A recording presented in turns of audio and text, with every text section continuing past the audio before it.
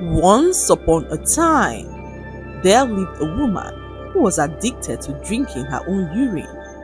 Her name was Akuna, and she was a teacher in one of the prestigious schools in the state. Akuna had always appeared graceful and composed, the type of teacher whose students adored for her patience and kindness. Her voice, calm and soothing, could silence even the rowdiest classroom. All the parents loved her because of her discipline and warmth.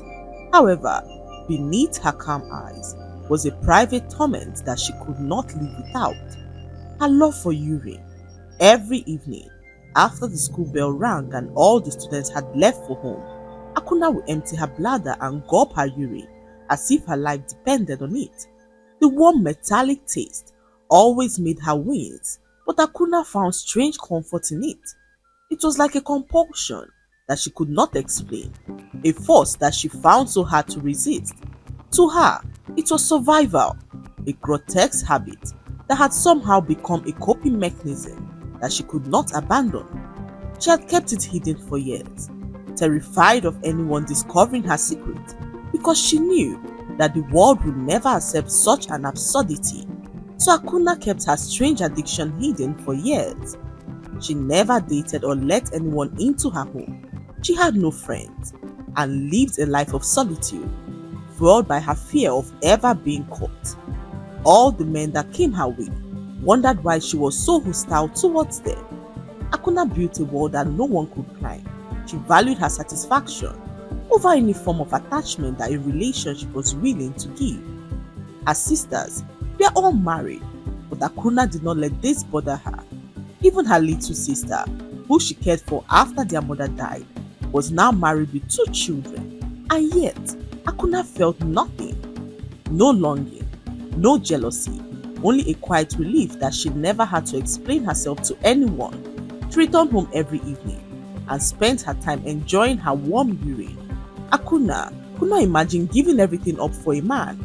She could not imagine having to explain her addiction to a man who will judge and question her sanity, all because she wanted to be married. However, like many other secrets, Akuna never expected that her secrets would one day be exposed. She stood there by the door as she watched her students drink from her water flasks. It all happened too fast that before she could scream, Jaden had already taken a huge gulp. She watched in horror as Jaden threw the flask to the floor and began to scream. Her urine gushed out of his mouth as he threw up in the classroom, where his friends who had dared him to drink from her flask stood in horror.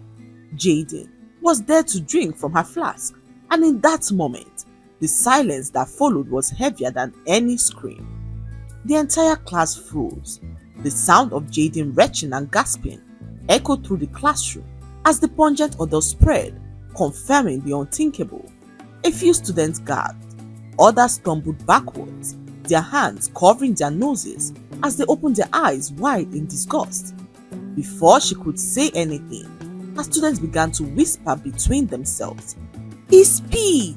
Miss Akuna drinks her own pee," they said as the principal walked in to see what was happening. Akuna watched her world crumble before her eyes. The entire school erupted in complete chaos. The principal called her to his office as she tried to explain that she never meant for any of it to happen. "He drank from my bottle without my permission," she said to the principal, who informed her that she had to go home until further notice. Akuna picked up her bag and walked out of the school gate. The news spread faster than she anticipated. Some students recorded the whole ordeal and posted it online. It was not long before Akuna began to trend. Hashtags bloomed like weeds as people began to call her the urine drinker. Parents flooded the school with angry calls, demanding that Akuna be dismissed. They could not reach their children, being tutored by a woman who they believed was mentally unstable. Because how can one explain the reason why a sane person would drink his or her own urine? And so, Akuna found herself sitting alone in her small apartment, the curtains drawn tight as the world outside burned with her shame. Her phone buzzed relentlessly as messages poured in, some from colleagues, laced with false sympathy, whilst others from strangers who hurled insults at her, calling her a ritualist. Akuna thought her life had ended until the worst thing happened. Jaden collapsed at home and was rushed to the hospital. The doctors ran multiple tests on him, but before they knew what was happening, he died. Akuna was arrested minutes later. The entire media went ballistic over the news as her face graced the front page of major newspapers. Akuna could not believe how her life spiraled out of control. One moment, she was the calm and respected teacher, the woman who parents trusted, the voice that could bring peace to the loudest classroom. The next moment, she was shackled, her wrists cold with steel, her face plastered across every television screen, branded as a murderer and a monster. The police dragged her into the interrogation room, where the air felt heavy with judgment. Two detectives sat across from her, their gazes sharp and unyielding. One slammed down a photo of Jaden, lifeless in his hospital bed, as he asked her why she had to kill him. Akuna's lips trembled as she began to speak. "It was only my urine that he drank. I didn't do anything to him," she said to the officers, who she told that Jaden drank from her flask without her permission.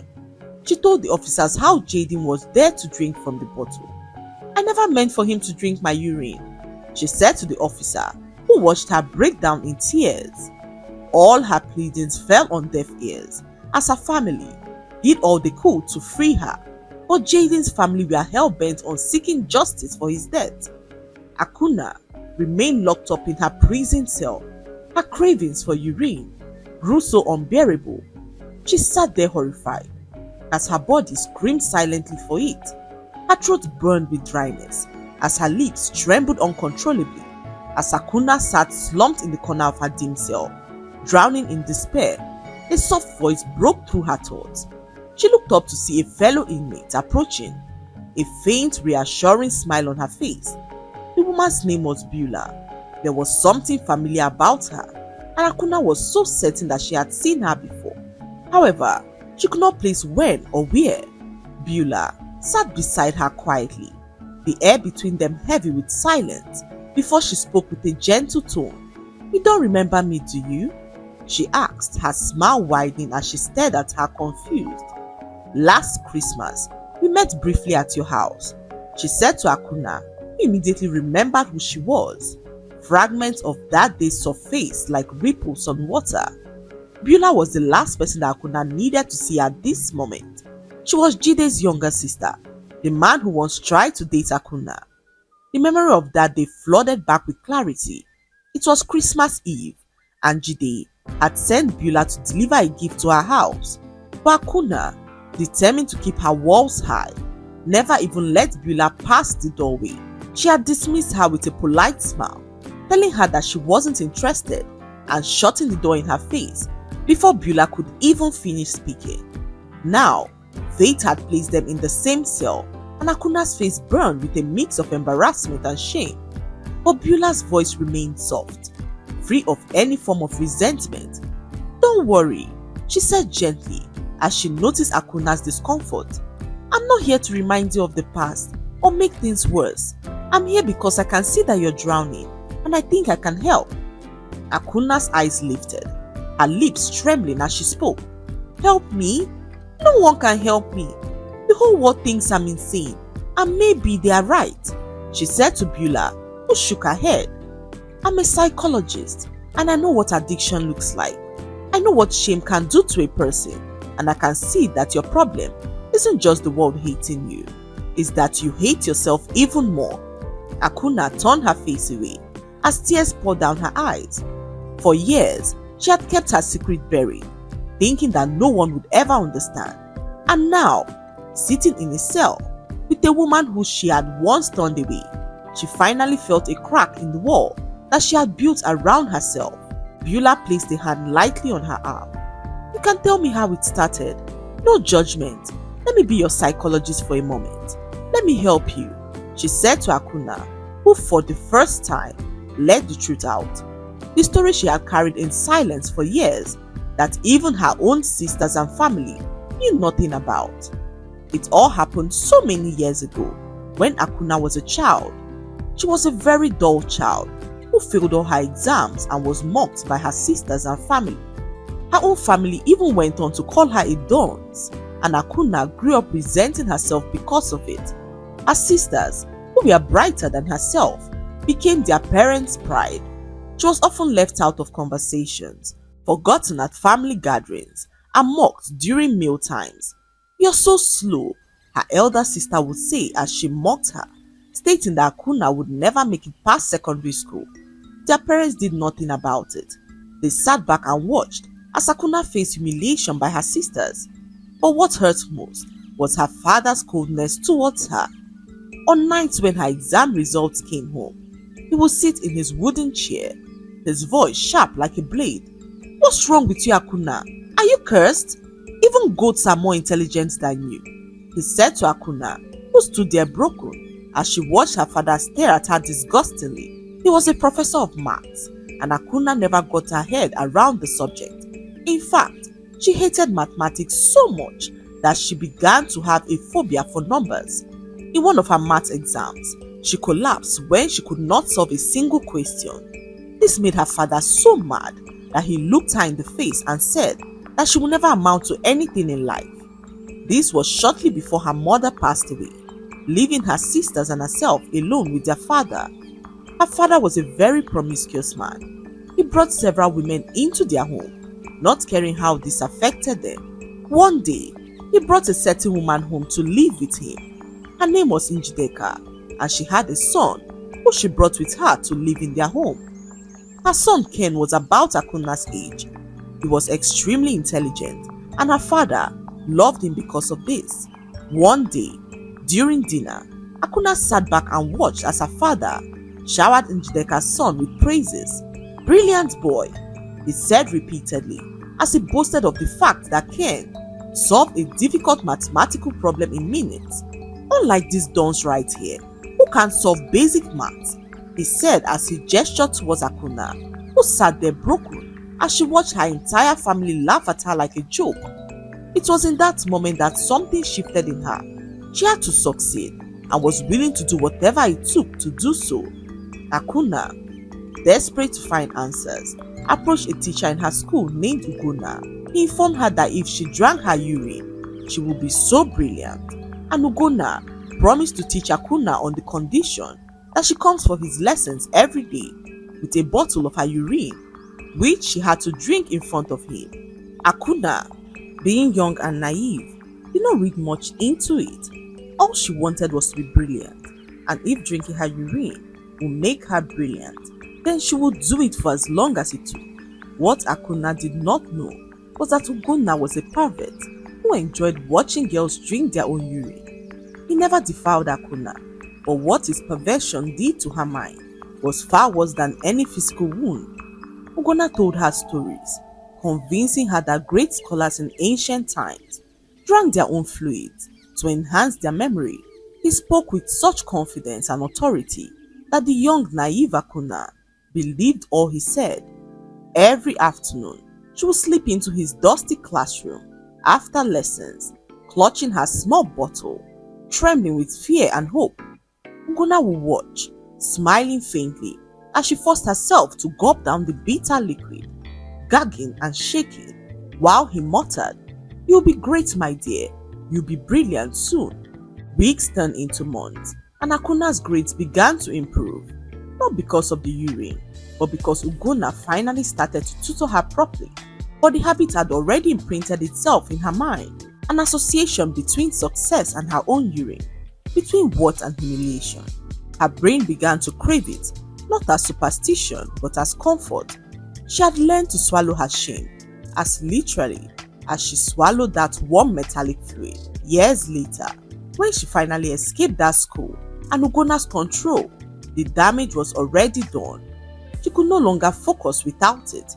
It became a secret ritual before every exam, every job interview, every big day. Eventually, it became a part of her routine, long after there was no reason left. Now, sitting in that cold cell, trembling as Beulah's patient eyes watched her, Akuna's voice cracked like glass. "He said it will make me brilliant," she whispered, her hands clutching her knees so tightly that her knuckles whitened. "I I was a stupid, desperate child.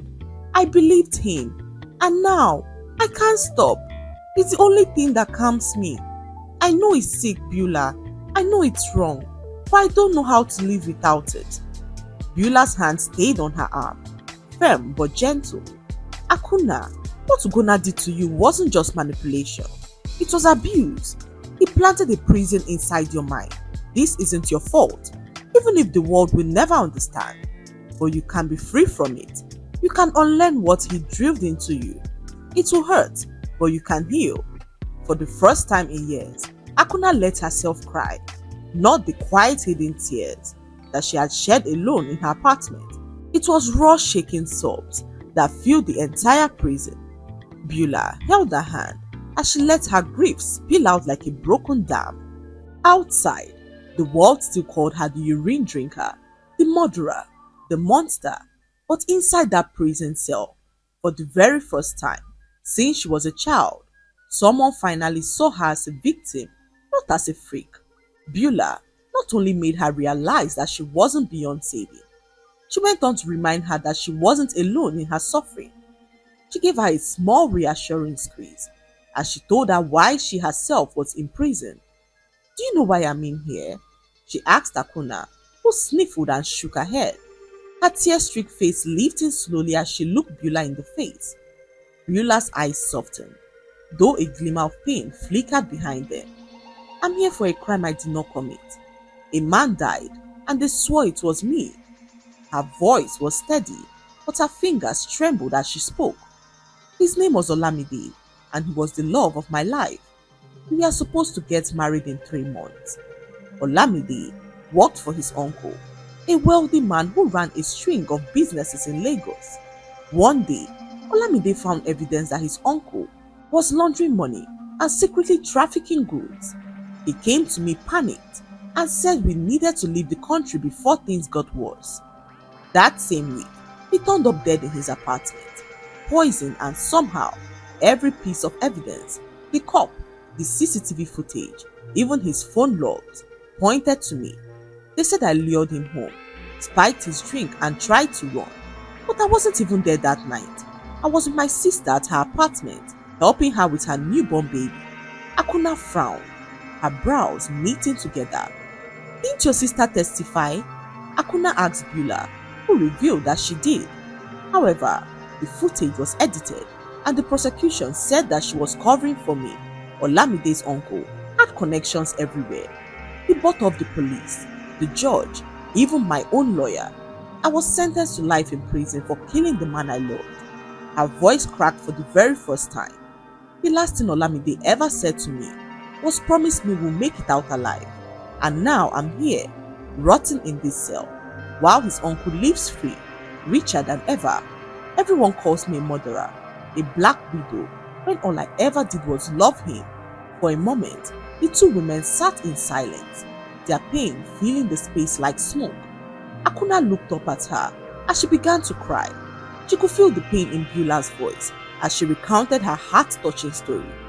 All Akuna could see in that moment were 2 women who life had dealt with unfairly, and in that dim cold cell, something unusual began to happen. Akuna, through the help of Beulah, began to heal from her addiction.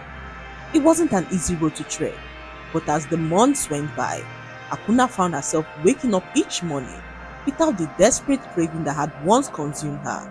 Beulah kept her focused, replacing Akuna's addiction with breathing exercises and talking through the years of shame she had buried. Slowly, the thought of urine stopped bringing comfort to her. All she felt was complete disgust whenever the thought ran through her mind. And as the months went by, Akuna was completely liberated from her addiction. Prison at this point felt like a place of healing to her. Her old father dropped by one evening to check up on her. For the first time in her life, he looked smaller than she ever remembered. His shoulders were no longer broad and proud, his voice no longer sharp and commanding. He stared at her through misty eyes, his lips trembling as he finally spoke the words that she had waited her whole life to hear. "I failed you, Akuna. I broke you before the world ever had the chance to," he whispered, his voice heavy with guilt. If I hadn't crushed your spirit, mocked you, ignored your pain, maybe you wouldn't have fallen into that monster's hands. Maybe you wouldn't be sitting here paying for sins you never chose. Tears welled in Akuna's eyes, not because she forgave him entirely, but because she finally heard him admit the truth. She took a deep, shaky breath and nodded slowly. What's done is done, Papa. I can't carry your guilt with mine anymore. I just want to be free, not just from this prison, but from everything. Her father reached across the table, his weathered hands holding hers. It was the first time he had touched her with gentleness since she was a child. And you will be my daughter, he said firmly, his voice shaking but certain. I promise you, I'll fight to clear your name. You are my daughter, Akuna, and I'm done being the kind of father who watches from the shadows, he said to Akuna, who could not help but cry.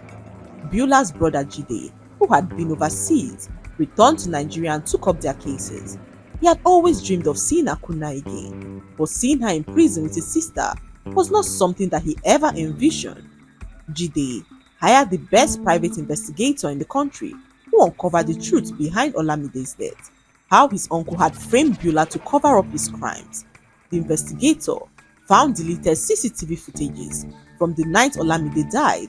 It showed two of the uncle's men entering the apartment hours before Olamide's death and leaving with a bag. The tampered evidence and fake call logs were all traced back to the crooked police officer on the uncle's payroll. With the evidence exposed, Beulah's case was reopened and the uncle was arrested. Around the same time, the investigator dug deeper into Jaden's case. He discovered hospital files that Jaden's mother had bribed the doctors to hide. Jaden was a sickler and his sudden death was from a crisis unrelated to Akuna's urine. His mother had hidden his true paternity from her husband and allowed the lie to spread, using Akuna as a scapegoat to avoid scandal. Within weeks, both women walked free. The whispers still followed Akuna, who the people continued to call the urine drinker. Akuna, at this point, did not care, as she made up her mind never to shrink beneath their voices.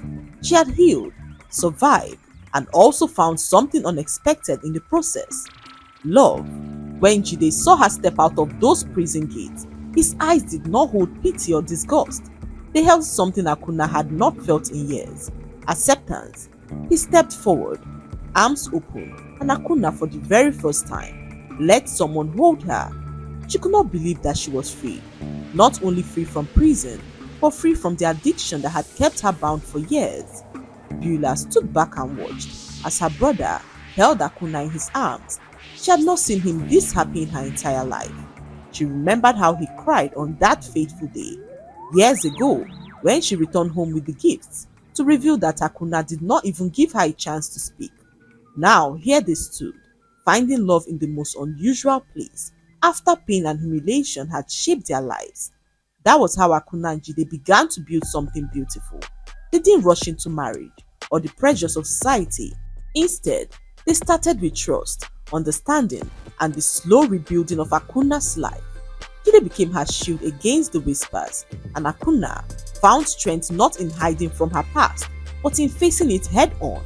The lesson to be learned from this story is that life can break us in ways we never expect, but healing begins the moment we refuse to let shame define us.